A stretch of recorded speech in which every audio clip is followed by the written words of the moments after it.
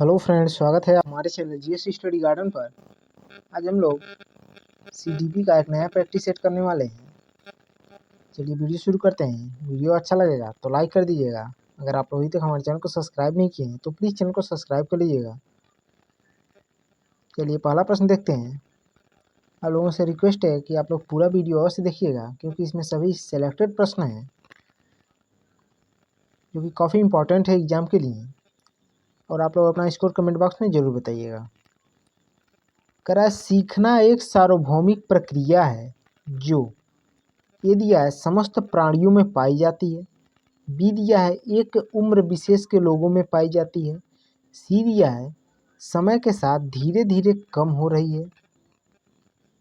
D दिया है अध्यापक से बालक तक आती है। तो देखिए, सीखना एक सार्वभौमिक प्रक्रिया है जो जीवन पर्यंत चलती रहती है एवं जिसके द्वारा हम कुछ ज्ञान अर्जित करते हैं, या फिर हम कह सकते हैं जिसके द्वारा हमारे व्यवहार में परिवर्तन होता है। यह प्रक्रिया जो है समस्त प्राणियों में पाई जाती है। जन्म के तुरंत बाद ही व्यक्ति सीखना प्रारंभ कर देता है। तो इसका राइट आंसर हो जाएगा ऑप्शन ए, समस्त प्राणियों में पाई जाती है। चलिए नेक्स्ट क्वेश्चन देखते हैं। कह रहा है विविध शिक्षण आवश्यकताओं वाले विद्यार्थियों को शामिल करने के लिए निम्न में से किसकी आवश्यकता है। विविध शिक्षण कर रहा है। ये दिया है बैठने की निश्चित व्यवस्था। बी दिया है लचीला पाठ्यक्रम। सी दिया है मानकीकृत आकलन। डी दिया है पाठ्य पुस्तक केंद्रित शिक्षा शास्त्र। तो देखिए, विविध शिक्षण आवश्यकताओं वाले शिक्षार्थियों को शामिल करने के लिए लचीले पाठ्यक्रम की आवश्यकता होती है। इससे जो है सभी प्रकार के विद्यार्थियों को सीखने में सहायता मिलती है। तो इसका राइट आंसर हो जाएगा ऑप्शन बी। चलिए नेक्स्ट देखते हैं। कह रहा है केस स्टडी विधि मुख्यतः प्रयुक्त होती है। ये दिया है प्रयोगात्मक अध्ययन हेतु। बी दिया है पिछड़े बालकों के अध्ययन हेतु। सी दिया है सामाजिक सर्वेक्षण हेतु। डी दिया है व्यक्तिगत अध्ययन हेतु। तो देखिए, केस स्टडी विधि में शिक्षण अधिगम की समस्याओं का समाधान व्यक्तिगत रूप से किया जाता है। व्यक्तिगत अध्ययन में प्रत्येक छात्र को अपने ढंग से सीखने का अवसर दिया जाता है। इस विशेषताओं को स्वयं गति का सिद्धांत भी कहते हैं। तो इसका राइट आंसर हो जाएगा ऑप्शन डी, व्यक्तिगत अध्ययन हेतु। चलिए नेक्स्ट देखते हैं। कह रहा है सीखने की गति है। यदि यह पूरी तरह से व्यक्तिगत कारकों पर निर्भर। बी दिया है पूरी तरह से पर्यावरणीय कारकों पर निर्भर। सी दिया है व्यक्तिगत और पर्यावरण कारकों की पारस्परिक क्रिया पर निर्भर। डी दिया है व्यक्तिगत और पर्यावरण कारकों दोनों से स्वतंत्र है। तो देखिए, सीखने की गति जो कर रहा है, इसका राइट आंसर हो जाएगा ऑप्शन सी, व्यक्तिगत और पर्यावरण कारकों की पारस्परिक क्रिया पर निर्भर रहता है। तो ऑप्शन सी इसका राइट हो जाएगा। चलिए नेक्स्ट देखते हैं। कह रहा है पढ़ाते समय चित्र दिखाने में सबसे अधिक महत्वपूर्ण लाभ कौन सा है। ये दिया है इससे शिक्षक को कुछ समय के लिए राहत मिल जाती है। बी दिया है इससे पाठ को समझने में सहायता मिलती है। सी दिया है विद्यार्थी चित्र देखने में रुचि रखते हैं। डी दिया है इससे विद्यार्थियों का मनोरंजन होता है। देखिए, कक्षा में शिक्षक द्वारा विद्यार्थियों को जो है अनेक तरीके से पढ़ाया जाता है। चित्रात्मक विधि भी इनमें से एक विधि होती है। इस विधि के द्वारा जो है चित्र के माध्यम से अधिगम कराया जाता है। पढ़ाते समय चित्र दिखाने से विद्यार्थियों को पाठ को समझने में आसानी होती है और सहायता मिलती है। तो इसका राइट आंसर हो जाएगा ऑप्शन बी, इससे पाठ को समझने में सहायता मिलती है। चलिए नेक्स्ट देखते हैं। कह रहा है बालक के प्रारंभिक सामाजिक विकास में सर्वाधिक महत्वपूर्ण कारक होता है। ये दिया है अपने ही लिंग के माता पिता से लगाव। बी दिया है घर का वातावरण। सी दिया है बालक की अपने समूह मित्र मंडली के प्रति अभिवृत्तियाँ। डी दिया है संवेगात्मक सुरक्षा की आंशिक योग्यता। तो देखिए, सामाजिक विकास वह प्रक्रिया होता है जिसके द्वारा व्यक्ति में उसके समूह मानकों के अनुसार वास्तविक व्यवहार का विकास होता है।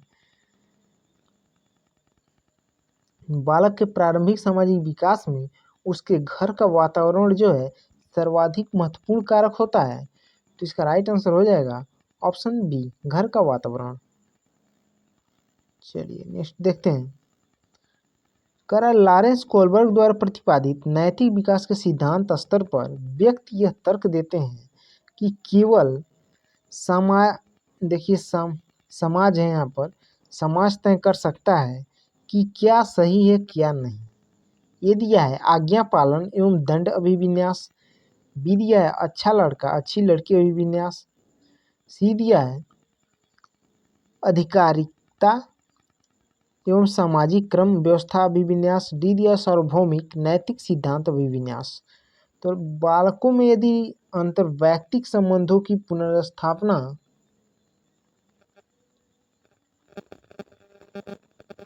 देखिए अंतर्वैयक्तिक संबंधों की पुनर्स्थापना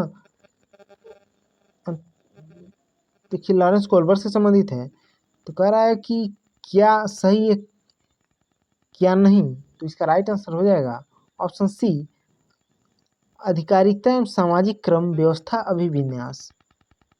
ऑप्शन सी इसका राइट हो जाएगा। चलिए नेक्स्ट देखते हैं। कह रहे भाषा के संदर्भ में राष्ट्रीय शिक्षा नीति 2020 किस पर बल देती है।